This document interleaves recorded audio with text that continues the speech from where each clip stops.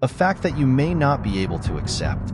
Boruto is stronger than Naruto, even with Brayon mode. In Chapter 9 yesterday, Kawaki attacked Boruto using the black iron used by Isshiki to attack Naruto. But Naruto had to use Brayon mode in order to parry the attack from the black iron. But unexpectedly, on the other hand, Boruto can predict the black iron attack and parry it without any mode. Imagine guys, even Sasuke with his sharingan has not been able to predict the black iron attack when he fought with jigen. But Boruto, with his ability, he can predict the attack and parry it. Is this the help of momoshiki? Or from the results of his training for these 3 years, guys? What do you think? But before we continue, welcome back to my channel, Brayon. As usual, this time I will discuss some theories and predictions after yesterday's official episode appears. And once again, each of these predictions will be seen in the next few episodes, guys. But these predictions are only made based on opinions and some speculation, guys. And as long as the official episode is not out yet, I will update some interesting theories about the Boruto 2 Blue Vortex manga. Take it easy, guys. I've separated some videos about the original Boruto manga and some theories or predictions that I saved on the playlist on this channel, guys. So enjoy. In the previous chapter, when Boruto was fighting Mitsuki, Boruto said to Mitsuki, he said, "Even if you and Kawaki join forces against me, I can beat you all so easily." It turns out, guys, the sentence that Boruto said was a reality.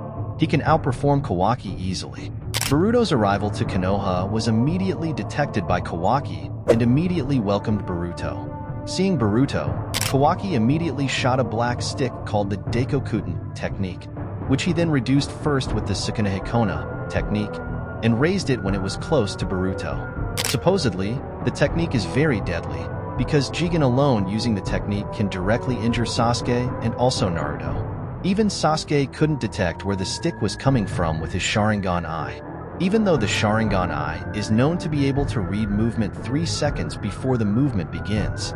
Meanwhile, Naruto must use Brayon mode before he can read the movement and catch the black stick fired by Isshiki. But the great thing is, Boruto can easily avoid the black stick attack without using any mode. He didn't even activate his dojutsu or karma power. From here we can realize that Boruto's ability and speed of thinking are equivalent to Namake's Minato. Then with this statement, do you agree, guys? If not, please give your reasons. Minato is an intelligent ninja who is also fast.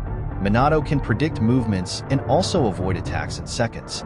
And Minato's thinking speed is much faster than Reikage. And this is a fact spoken directly by Reikage about Minato. For example, when Reikage stimulates his brain by using his lightning technique to attack Minato, Minato can predict and avoid the attack given by Reikage. And that's because Minato's thinking speed is above Reikage. This is also true with Boruto. Boruto's thinking speed is already far above average, which makes him able to predict attacks very accurately. It seems that during the 3 years of traveling and training with Sasuke, Boruto really strengthened himself and his mind very well. Boruto also walked calmly towards Kawaki. Even when Kawaki at that time wanted to attack Boruto with his clawed hands, Boruto in an instant was able to immediately slam a punch into Kawaki's stomach until Kawaki bounced very far. This proves that Boruto's taijutsu is far above average, because an iits'Nime like Kawaki was helpless against Boruto's attack. In addition, Boruto's now very cold and no-nonsense attitude also helped destroy Kawaki's mentality. Boruto looked down on Kawaki and said that Kawaki was now too weak. And even Boruto said, if he wanted to, he could kill Kawaki easily right then and there.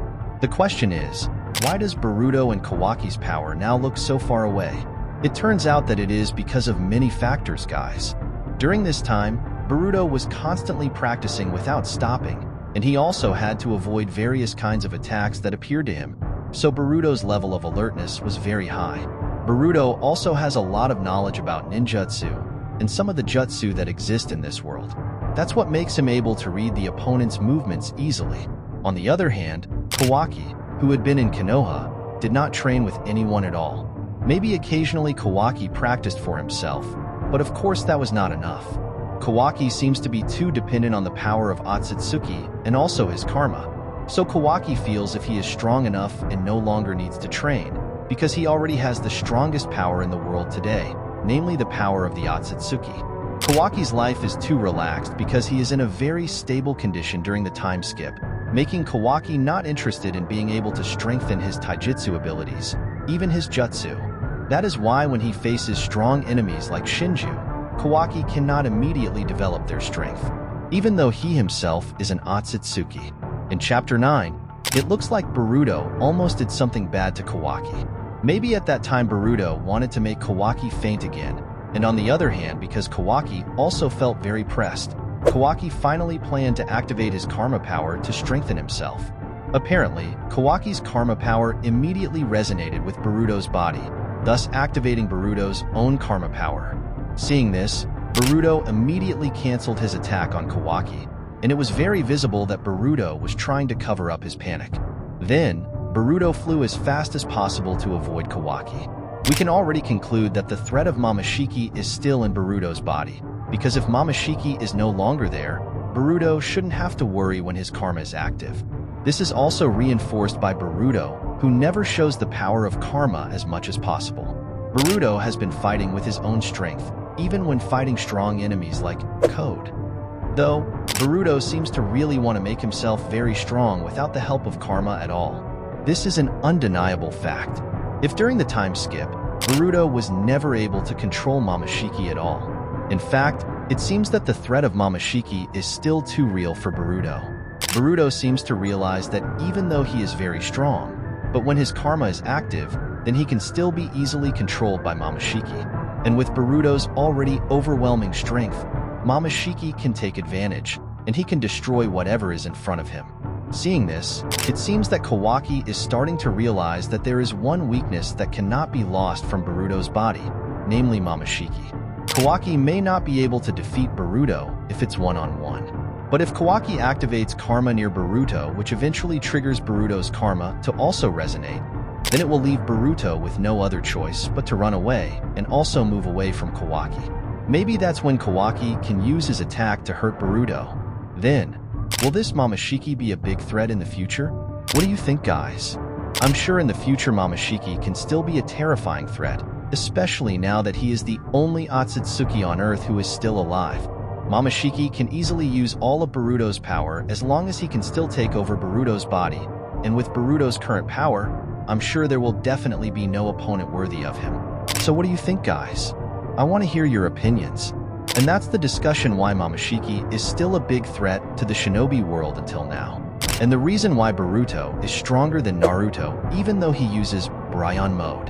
And finally, this is a reason for now if Kawaki is weaker than Boruto. If you like my opinion, I hope you will like and subscribe to this video, guys. I'm iits'Nime. See you in the next video. Bye bye. Data Bayo.